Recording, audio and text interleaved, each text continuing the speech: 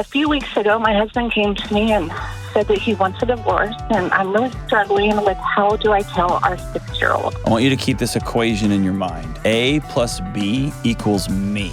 It's a bomb going off inside of her, right? Because everything she knows is going to be different.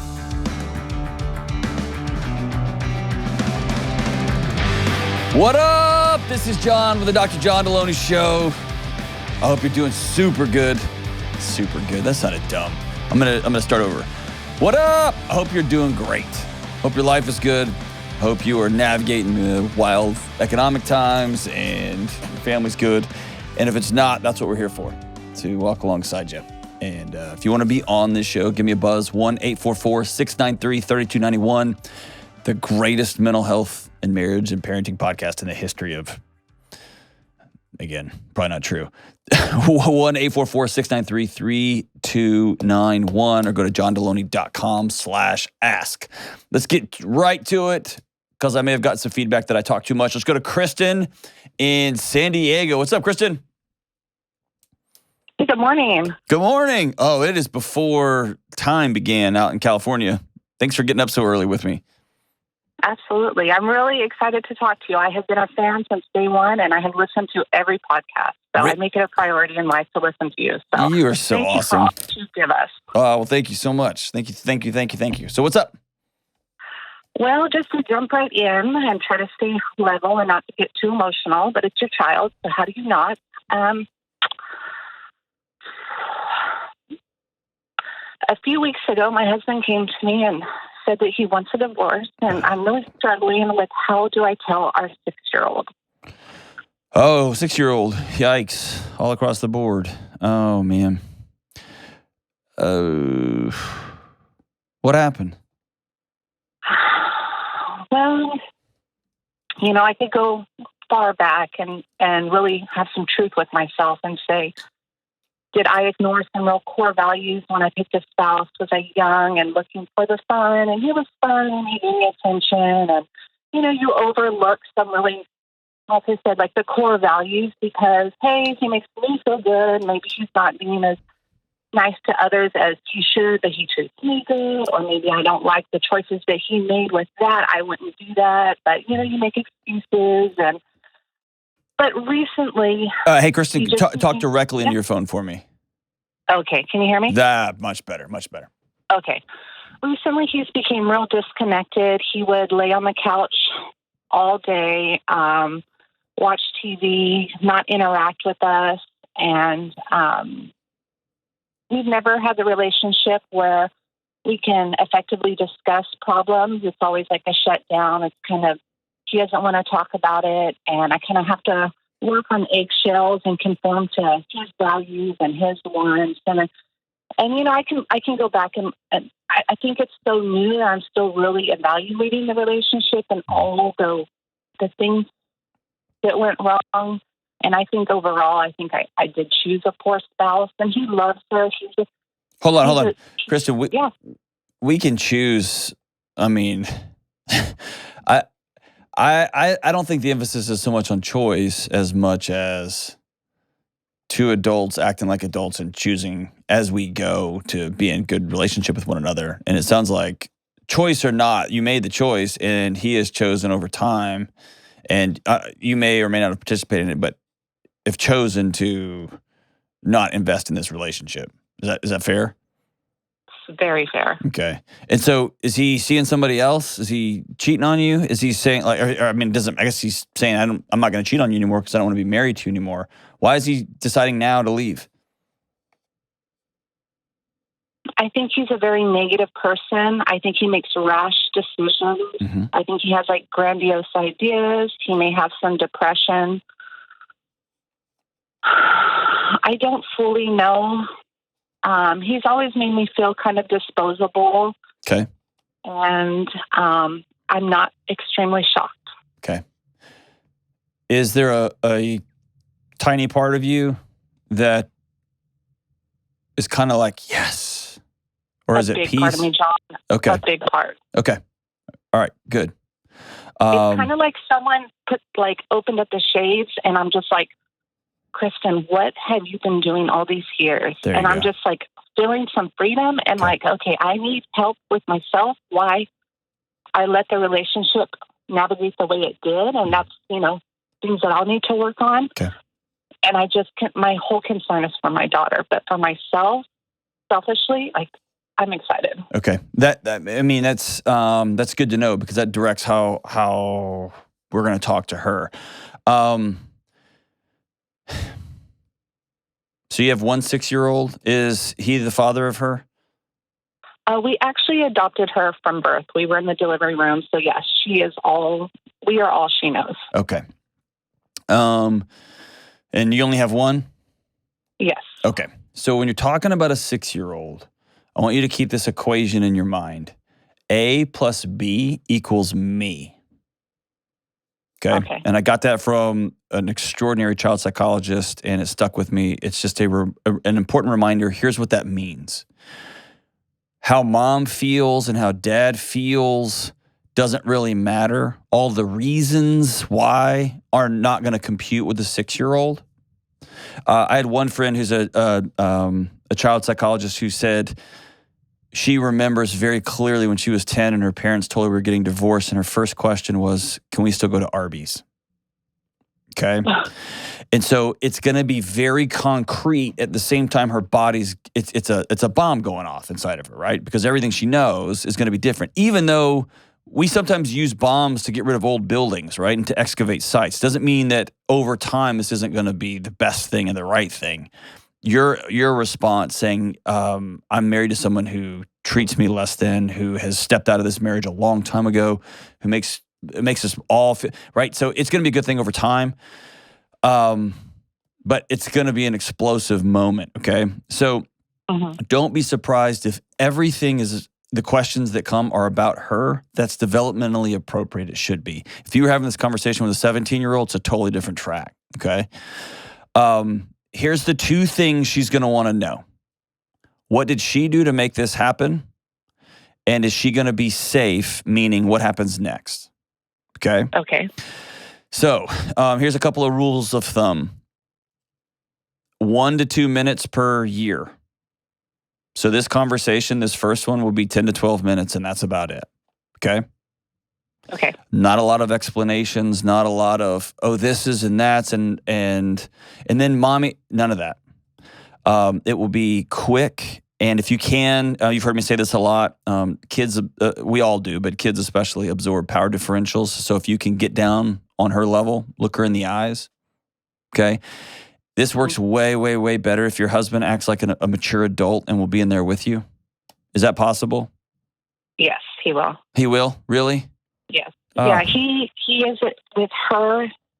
He really expresses his love, and he does for her. So I know that we'll do it together. The conversations we've had is he's been involved. He's having ideas how to tell her. So okay. So we're going to sit down together on the floor with her, okay? And we're going to let her know this is a very serious mom and dad conversation. And the conversation will start with, Mom and Daddy love you. We will always love you. And Mom and Daddy will never leave you. And Mommy and Daddy have made a grown-up decision that we are going to get divorced. So we are taking full, even if you're thinking inside, I don't want to be getting divorced now. We are going to take full ownership of this thing and begin planting seeds now. They're going to bloom 10 years from now, 15 years from now, 20 years from now, that this is not her fault, okay? So okay. we're going to plant those seeds now. Mommy and Daddy made a grown-up decision, and we are going to get divorced. So that means you're going to spend 1 week at Mommy's house, and you're going to spend 1 week at Daddy's house. And then here's what I'm talking about, the concrete. You're going to have a toothbrush at Mommy's house, and you're going to have a toothbrush at Daddy's house. And you're going to have friends at Mom's house and friends at Daddy's house. And if you know the information, like you're going to stay in this school and we're still going to have morning breakfast on Thursdays or whatever the thing is, some really concrete, really quick things, okay? And then check in with her. How does this feel in your body? How does this feel? Tell me the words that are coming to your heart. She may talk a lot. Well, are we still going to have Christmas? She may ask something like that. She will probably ask why. Why? Because it doesn't make any sense to a kid that why would adults voluntarily choose misery, right? Why would you voluntarily choose to have to split up everything and move all that, right? So it doesn't make sense. And that's okay. The answer is to why is this is not your fault. And we both really love you and we will never leave you. Okay. We're not going to get into, with a 6-year-old, we're not going to get into, well, daddy has been this and mom, we made a grown-up decision that this is best for us. Okay. And just know that any of your explanations are not going to register with a 6-year-old outside of we're making adult decisions, okay? Okay. Here's another hard one. And this is a conversation you can have with him, and you can tell him I said this directly to your husband. My friend, Dr. Steve Jennings, he's an expert working with men, but he's worked with families for years. Here's what he tells his clients, and I love it. He says, I tell a client that right before you're about to say something negative about your spouse who you just got divorced with, I want you to find your kid and I want you to punch him in the stomach as hard as you can. Oh my gosh. Okay? And then go ahead and tell them what you're going to tell them about their dad or about their mom. That's the level of violence, both physiologically and cognitive, a kid absorbs when they hear that dad is the worst, or your dad's doing this, or mom just kicked me out, or I don't, right? Here's why, and you've heard me say this before on the show, and I'll say it again. Kids know that half of me is him and half of me is her. And when we tell them, and especially in an adoptive situation, we opted into this, right? And so this kid's going to have even more weight, right? So this is going to be a dicey situation for a while with this youngster. They need to know, I'm not talking bad about dad, even though you might think he is the biggest scumbag ever, or he's going to pop up in 2 weeks with some new girlfriend or whatever, and you're going to think, I knew it. That can't filter to her. That's got to be you with your adult friends, your adult counselors, your adult grown-ups in your life who are doing life with you. You see what I'm saying? Yeah. And your husband cannot avoid a hard conversation with her at the expense of you. And what I mean by that is he cannot say, well, your mom she was tough to be married to, so I had to go. No, he has to take ownership of his actions. I told your mother that I no longer want to be married to her. But even though I'm not your mom's husband, I will always be your daddy. Okay? And we're going to always loop back. After that 10 or 12, 15-minute talk, one or two of y'all are going to take her somewhere. Because now she's going to want to test it. Because y'all said y'all were going to stay together forever and y'all are breaking up. But you're telling me you're going to love me forever. Maybe. Right? And now the next 5, 10, 15, 20 years of testing begins. Can I push you far enough that you're going to actually walk away from me too? And the answer to that has to be no. Both of you, right? Okay.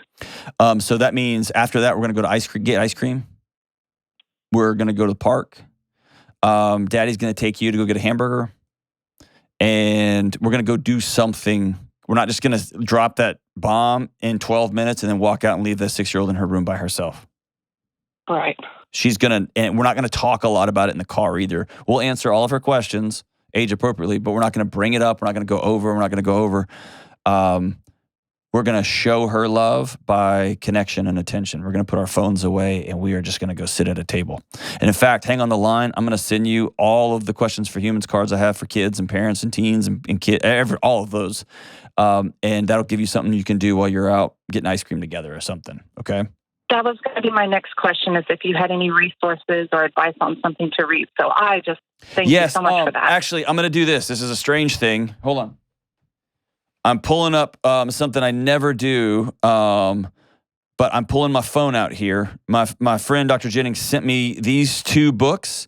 One is called My 2 Homes by Alejandra Pozzo Stevenson. It's called My 2 Homes.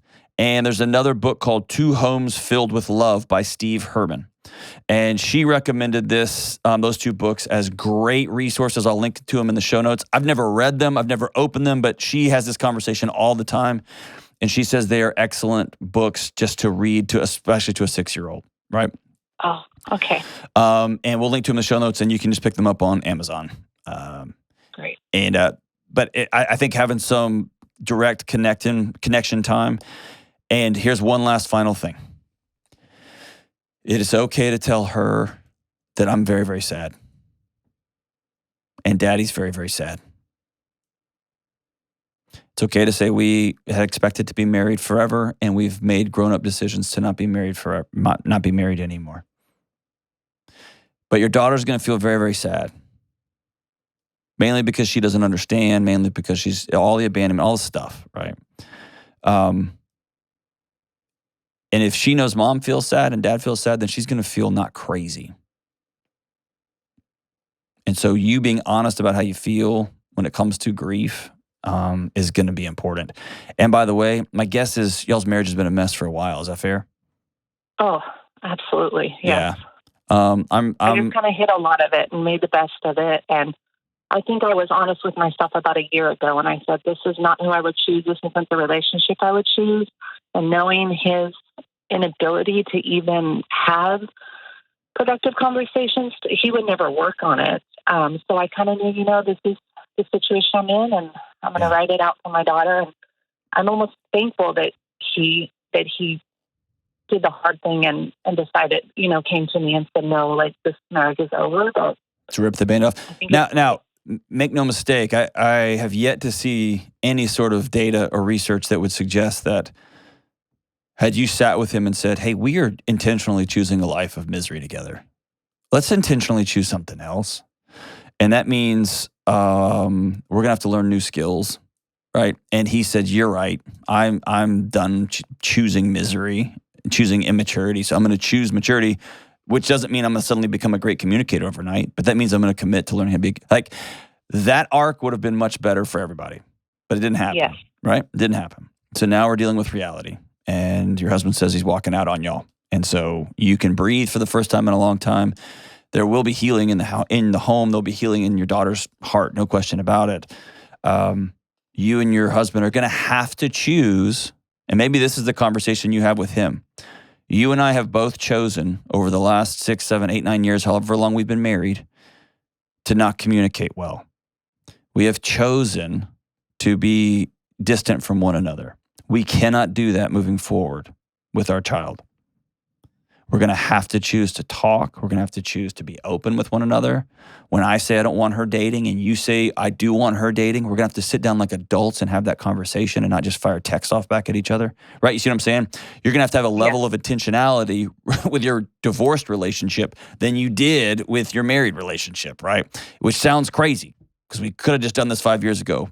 We didn't. So here we are. Okay. To all you listening to this, hear where this goes, right? Hear where this goes. To the men listening to this or watching this, don't choose misery. And that doesn't mean leave. That means sit down across the table or sit down on a couch next to the person you said you love, that you said you're going to love forever, that you either made kids with, made humans with, or you adopted, you created a family unit. Say, I'm done choosing misery. Will you be done choosing misery too? Can we choose something way better than this? And I'm going to have to learn some new skills. You're going to have to learn some new skills. Would you learn those with me? I promise I'll go first. And wives, you hear the end here. A woman who said, I wouldn't have picked him, and now I'm just going to cash out the rest of my life. I'm just going to crawl under this blanket and just stay here till this thing's over. You get one shot. You get one tiny little life. Don't live like that. The institution of marriage just gets a bad rap, and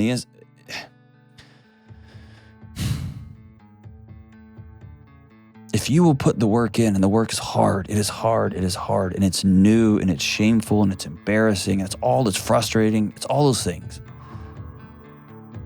But I promise you, compulsive spenders, and you're married to somebody who's like, why do you keep running us into the ground financially? Compulsive cheaters, why? What is it about you that you think you're going to find out there? Compulsive, just sitting on the couch, grabbing 5 beers after work and just saying, I'm out. Why? Why choose that life? Choose something different. And if you're married, choose to do it together. Choose to do it together. These kids, they need us. We'll be right back. Hey, Delony here, and I've got a word from our sponsor from Betterhelp. I've been on the giving and receiving end of therapy for years. When I was spinning out like a decade ago with wild anxiety, I had a moment, that light bulb moment that I knew I had to do something different. I knew I had to change something, probably a lot of somethings, right? But I found myself without the tools for taking the next step. And when you're facing problems or challenges in life, it's way too easy to get stuck in that anxious spiral of doom. I've been there. But when you learn how to stop that cycle and start taking ownership of your life, that's when you're free. And that's what therapy can help you do. It gives you the tools you need to do the problem solving in your own life. And that's why I love BetterHelp.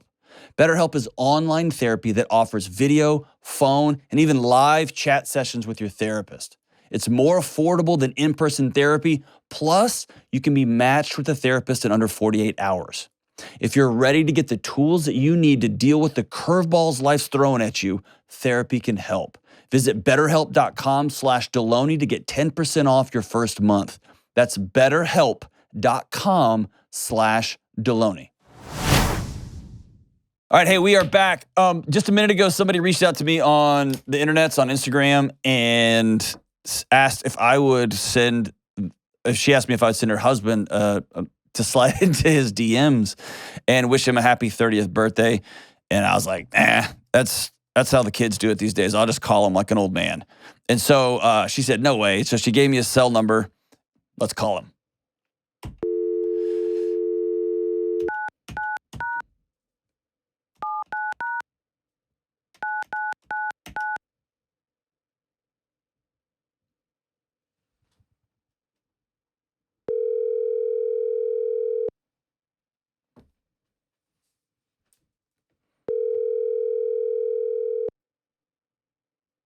Hello.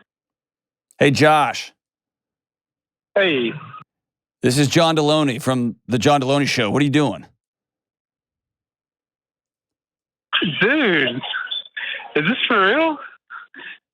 No, man, you're having a really weird dream right now.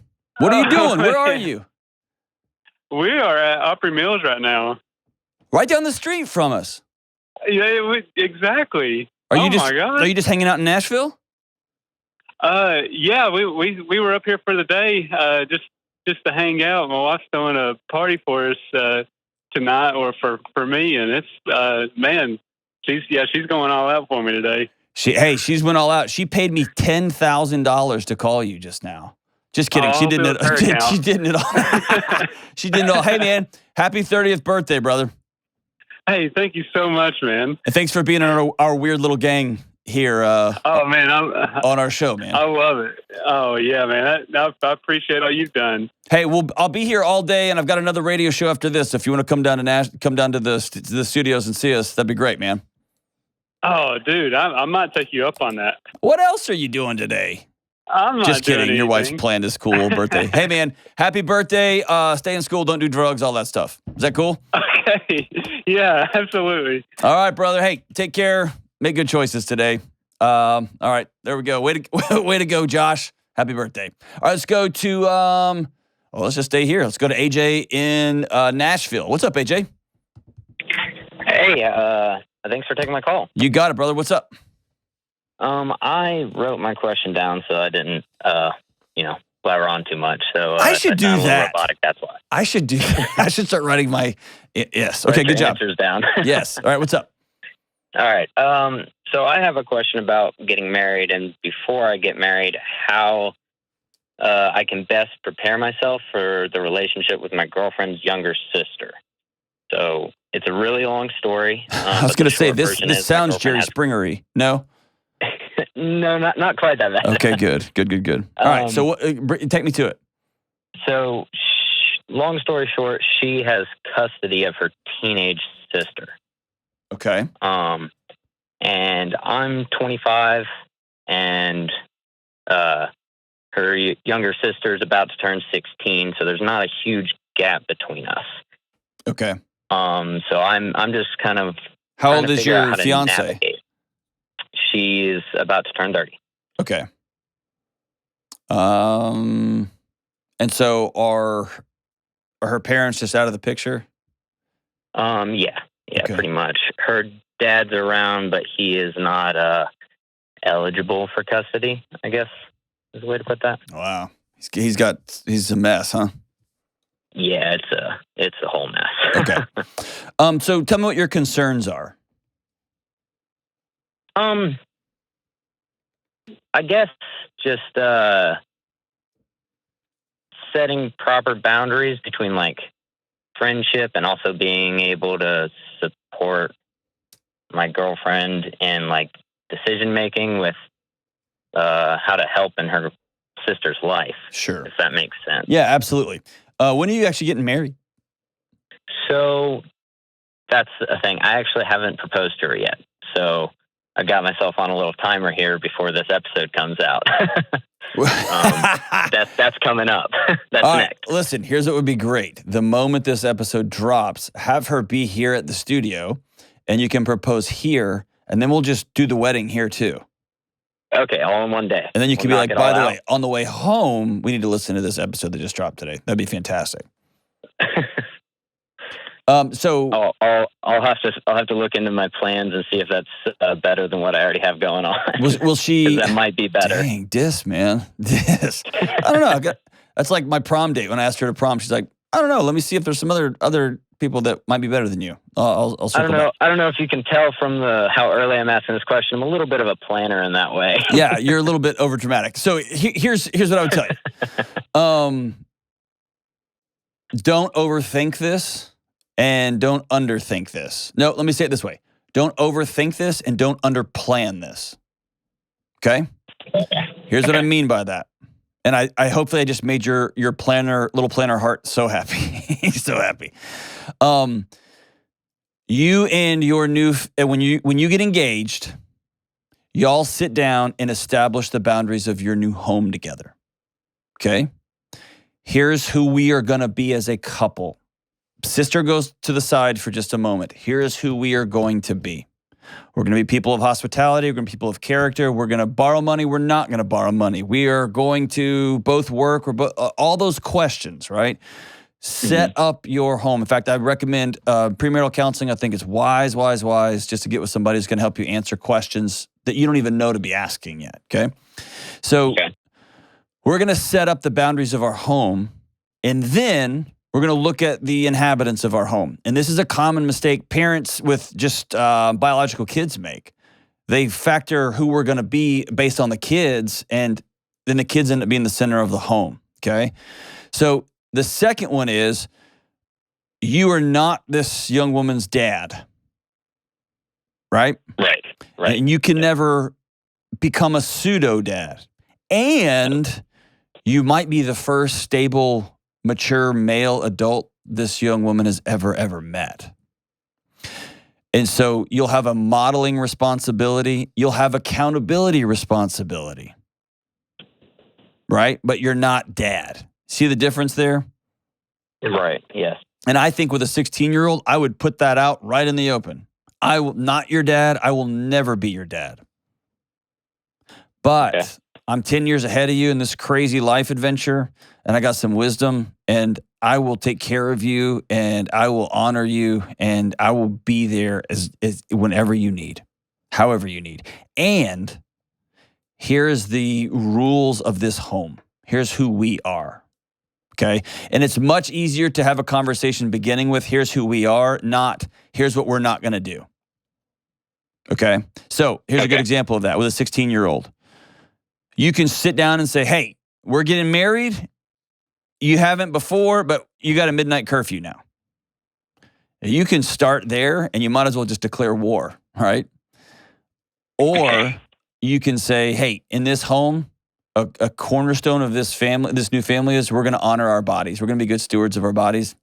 And that means we're going to eat at home more than we eat out. We are going to go for walks as a gang. We'd love to invite you.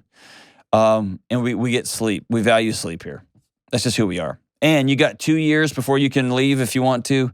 But while you're here, this is how we do this, and we're going to model this. Okay, you see the difference there?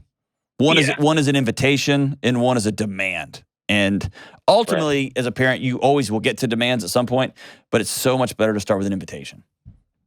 Okay.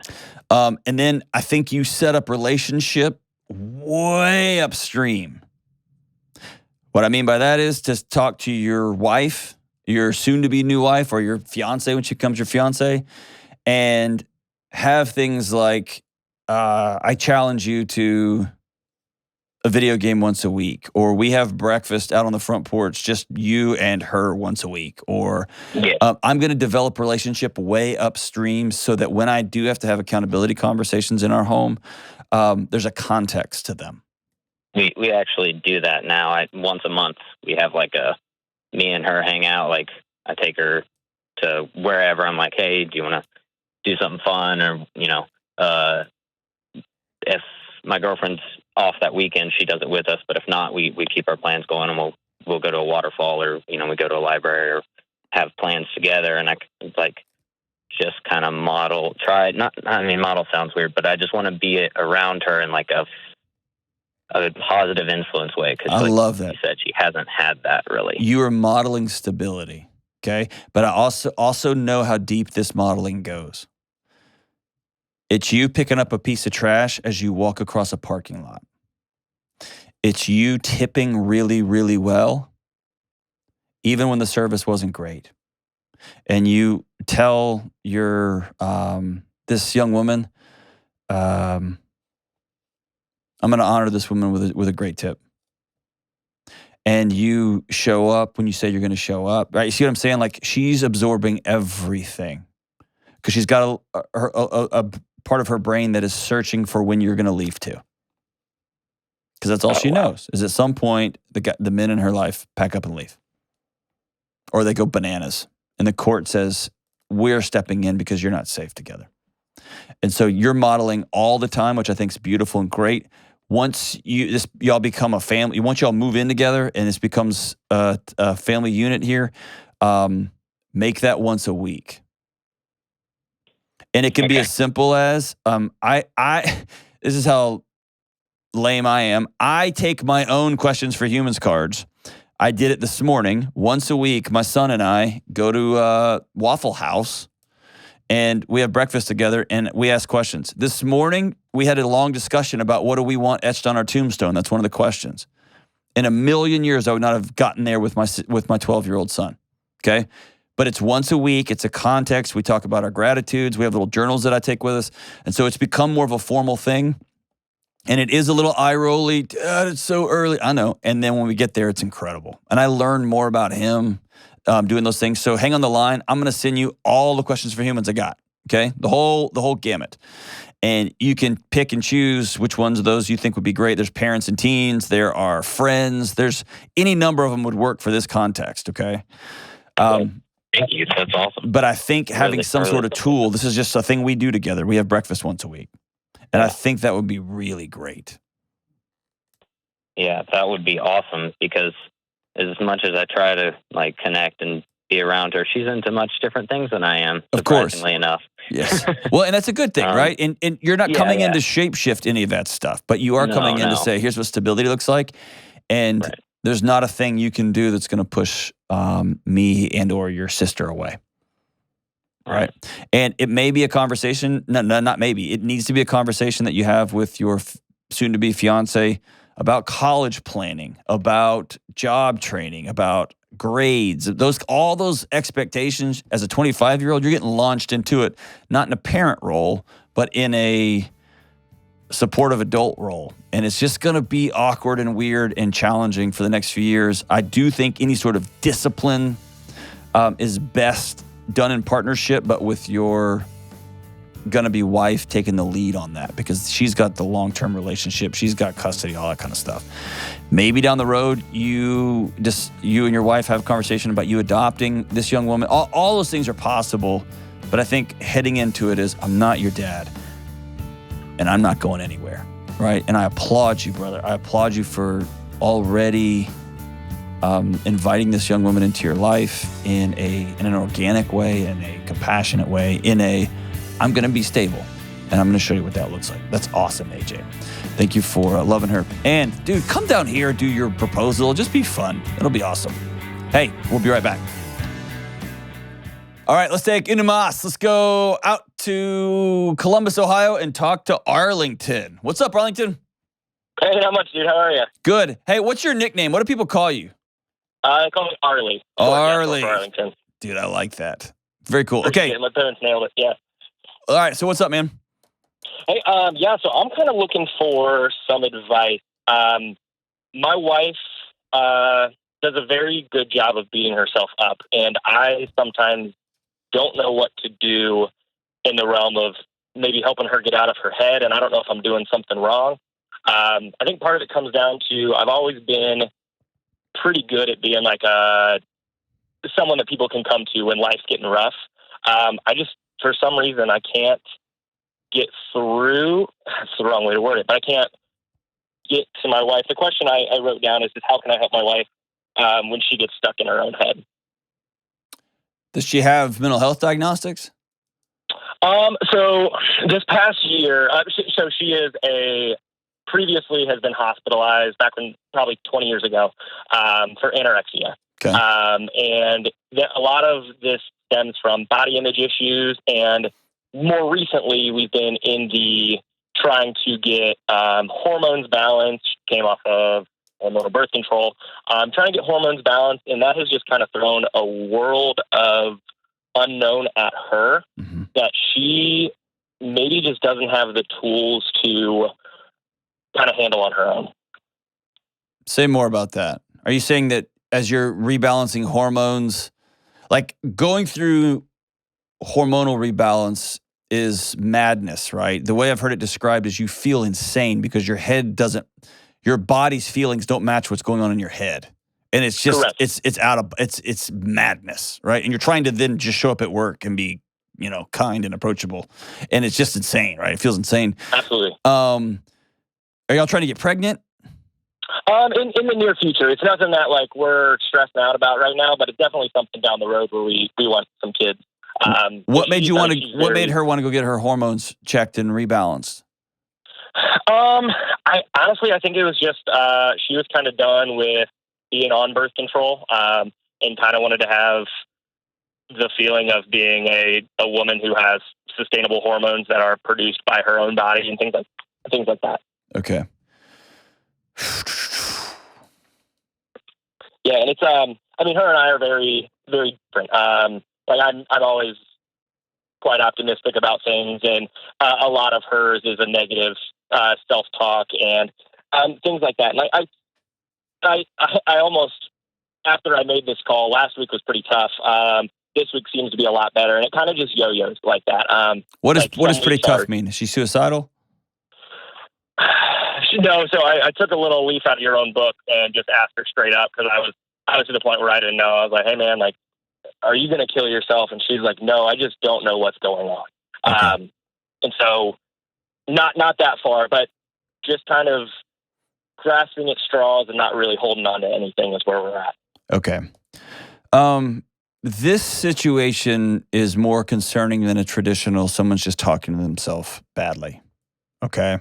So the way I look at these generally is I'm looking at a trend line. Yep. And there's a person here with a history of disordered eating, which tells me there's a history of some sort of anxiety, OCD, some sort of control, which may mean there's a history of some sort of abuse or neglect. Am I onto something there?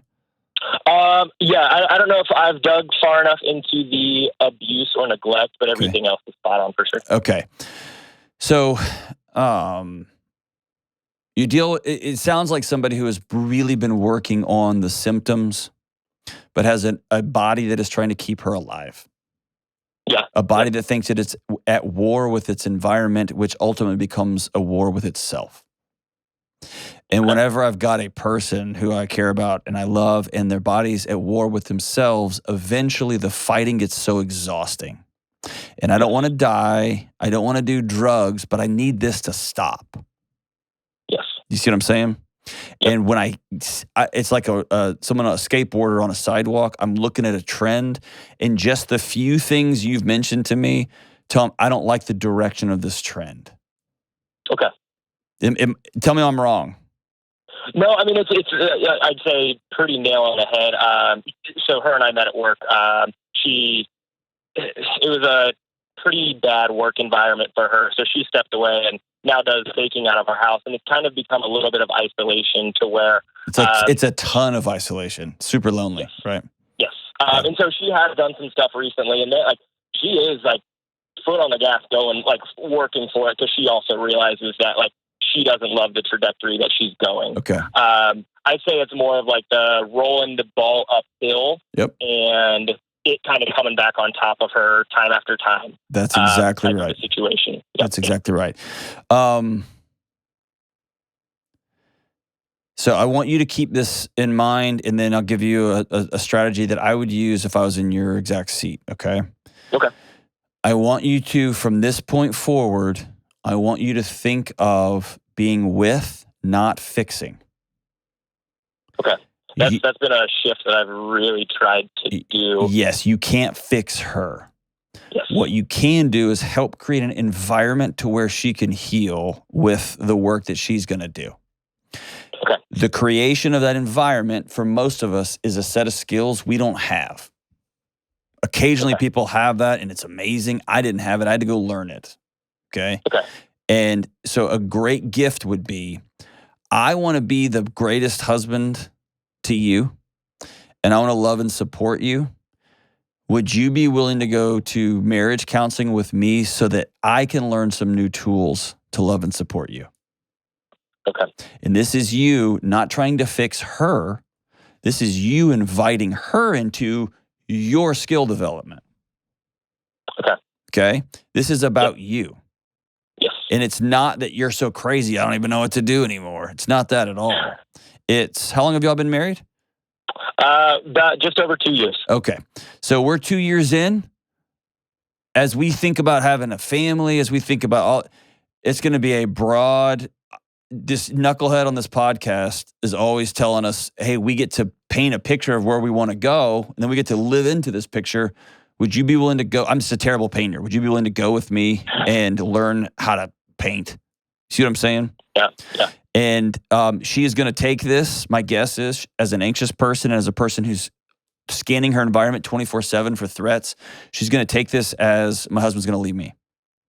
Or she's going to take this as I'm causing my husband to go crazy. Mm-hmm. And you're going to have to speak to her in the way that you know her.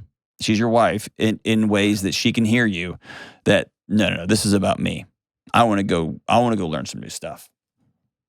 Okay. When it comes, you can draw boundaries in a home, and my wife did this for me. So this isn't for everybody, and I can see a way where this might be shameful, so you're going to have to know your wife, and it may be something you talk over with your counselor. But my wife said, I will no longer tolerate anybody talking to my husband in negative, ugly ways, and that starts with you. And that's how she couched it. It wasn't, hey, you need to fix your negative self-talk. It is, I'm not going to allow somebody to talk to my husband like this. Okay. Right? And so you can set up boundaries and say, I love you too much to let anybody talk negatively about you.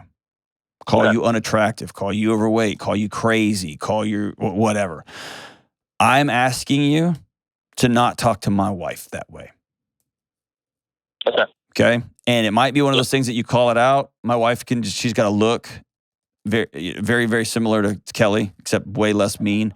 And she can look at me and I'll know like, oh, yeah, I just did that thing. Right.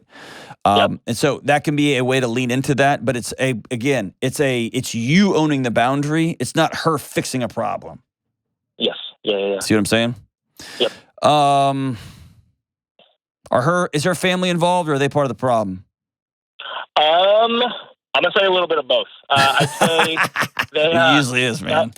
Yeah. No, I mean they are the most loving parents. They are awesome. But I think a lot of times her mom has a lot of anxieties as well. Okay. And I can see that kind of not stirring the pot, but not always being the most helpful, but I would also say that her mom a lot of times is the most helpful because she knows how to talk to her sometimes a lot better than I do. Or she knows how to push her buttons a lot better than you do. In some ways, yes, as well. Yes. She needs, there's going to come a moment when that relationship's going to have to be minimized in a dramatic fashion. Okay. That's probably best done by a counselor, unless you find yourself between your wife and her mother, who's both the curse and has made herself the blessing too. Yeah. And that's a hard place to find yourself. You may have to get there at some point. My hope would be that a counselor could point out some of those behaviors and which relationships are feeding and nourishing her. I'd also recommend y'all start inviting people over to your house. Just go first and be weird about it and be vulnerable about it and just say, hey, we're going to have 3 people over. Let's just make a commitment to twice a month. Let's have people over. Even though we can't afford it, they can all we'll have cereal night, whatever. Who cares? Yeah.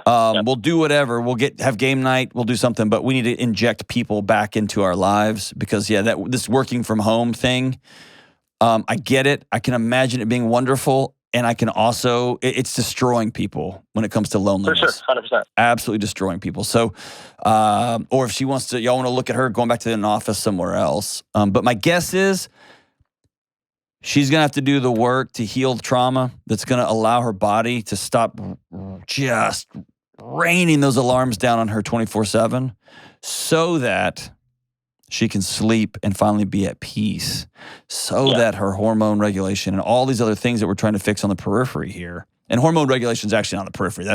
You get some hormones lined up and you're talking about life change, right? But sometimes getting there is whew. Yeah. And that's both for men and women. It's just tough. But we need to get her body to have peace, right? Absolutely. And that's going to start with relationships and sit down and talk to somebody. Is she seeing a counselor right now? She is, yeah. How's that going?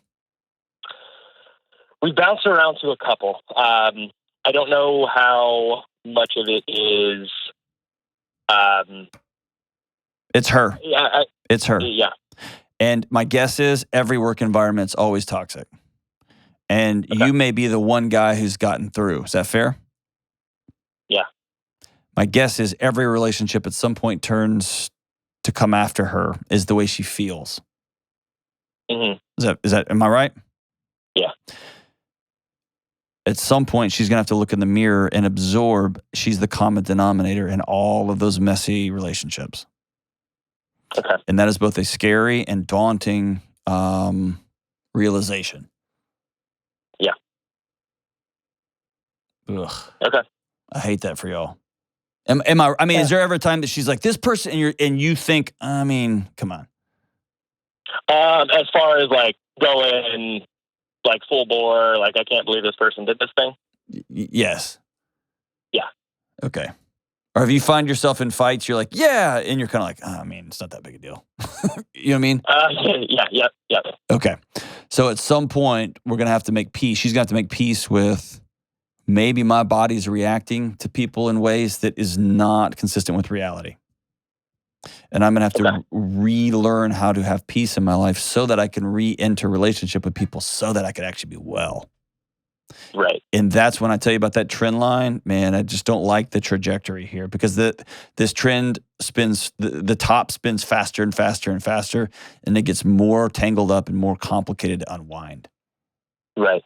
So I work at a gym, and that's where we met. And so a lot of the, and again, you may be able to speak more into this. The body image stuff seems to be quite heightened at the gym, just because of the like external looks that people are trying to give themselves. Sure. Is that something that's worth, like from my end, worth trying to move myself out of? Quit your job? What's that? Like just quit your job? In a responsible, like, move on so we can both get out of that environment. Absolutely. Okay. Ultimately, those alarms are our body's response to our environment. Okay. And when our bodies are detecting threats in an environment that aren't there, then the alarm needs some tuning, right? Yeah. But if I keep throwing myself back in a toxic environment that I know is not good for any of us, then yeah. Okay. I get it. I'm in that, like you said, I know I can't fix, but I might be able to support. And so I'm in between that. Is me continuing down that line kind of help lead to the environment that becomes toxic? Yeah, I mean, here's a better way to frame it. My wife is equally a part of this job because now people take pictures of us at restaurants. Okay. And people send me direct messages about my wife. Right. Okay. And by the way, if people do that, I just block you instantly. I'm not going to do that. Yeah. Only my closest friends can make fun of my wife. Right. So yeah. She's a part of this. And at any moment, if she said, I'm out, I cannot be a part of this, then I would be out. Yep. And that's a choice I've made, and that's super countercultural because the culture is like, no, you do you, and if she can't hang, then I'm not doing that. She's my priority, right? Correct. Yep. And so there's like, I can't imagine being 80 and being like, oh, I'm so glad I remained a TikTok sensation over that dumb marriage I had for 2. That just seems insane, right? I agree. It's insane. Yeah. And so if you were put on earth to help people with their physical fitness, that's a conversation. I believe that my role here is to help people be a little better off than they were before they met me. I can do that at McDonald's, and I can do that on a YouTube show. Yes. And that's also why my boss interviewed me for 18 months, and my wife came on a lot of those interviews too, because it was, I need you to have a full picture of what you're taking on here. Yeah. Right? So that's part of it. But so it's less about, I don't want you to get in a tail chasing game where you're trying to figure out what's the next thing you could do to make this, maybe help this. Because, dude, then you're going to be in a mess, right? But you can say, there's an overall toxicity to our home because of the work I do, because of the schedule I keep, because I've got to be on my phone 24/7 saying yes to clients, and somebody canceled, I got to find another client, because I had these dreams of making 7 figures as a personal trainer, and I'm making $41,000 a year. Like those are the contributing factors here, right? If my wife ever came to me and said, you're not allowed to ever help another person ever again, well, that'd be a different conversation. But also, she wouldn't be my wife at this point, because that would be madness, right? We would have had that conversation a long time ago.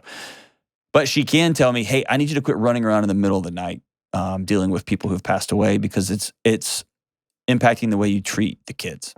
That's very fair. In fact, that's her role in my life, and vice versa.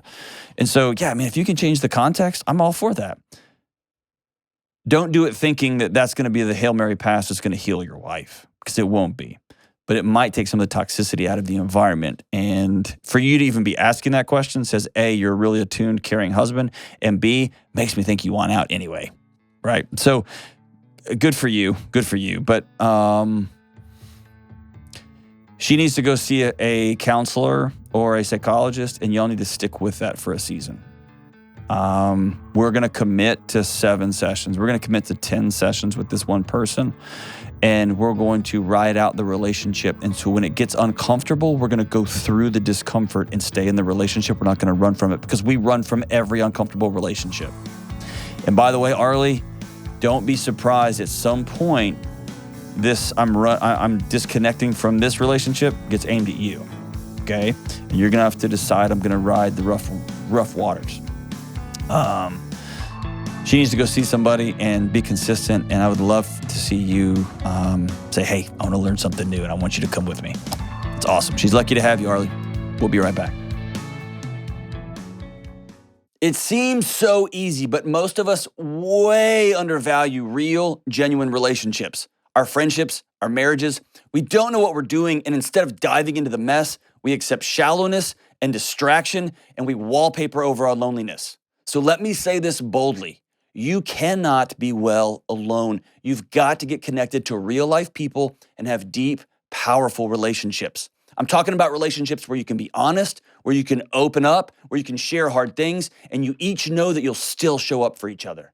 And in my new book, Own Your Past, Change Your Future, we'll walk through a not so complicated approach to relationships, mental health, and wellness, and getting connected is a key part of that. That's why you'll learn shallowness and loneliness are so dangerous, and more importantly, you'll learn how to create meaningful relationships in your life moving forward. There is no good app to help adults find friendships, but this book can help. Go to johndelony.com to take the next step towards wellness. That's Own Your Past, Change Your Future at johndelony.com. All right, as we wrap up today's show, whenever I need some poetic thinking through of an issue, one of the places I go is the Avett Brothers. I think they are some of the greatest poets of our time. And Kelly found this one. Was it Kelly that found this one? It's a beautiful song, man. So I'm going to read the whole thing. Stay with me on this one. It's called The Divorce Separation Blues. I'm going to keep on living even though I sometimes do fantasize about disappearing down in the ocean blue just to get some peace and quiet from the warfare inside my heart. Well, I've been under ear-splitting fire ever since we've been apart. I'm going to wash the dishes, pay the bills, watch the news. I got the tough education. There's no celebration. I got the divorce separation blues. I'm going to keep on waking and rising up before the sun and lying in the dark, wide awake when everyone else is done. And sleeping in their beds so peaceful, dreaming with the love they chose. And I'll sign on the line beneath my name, the road is gone, I can't go back the way we came. Well, neither one of us really want to hit the town.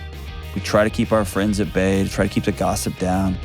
And some folks just want the dirt and don't even care if it's true. And then again, who cares who's talking? I'm worried for myself and for you. And I'll sign on the line beneath my name, the road is gone, and I can't go back the way we came. If your marriage is sideways right now, turn the lights on, sit down and say, let's choose something different. I'm in if you are. And if somebody comes to you and says, hey, let's do something different, once again, say, I do. We'll see you soon.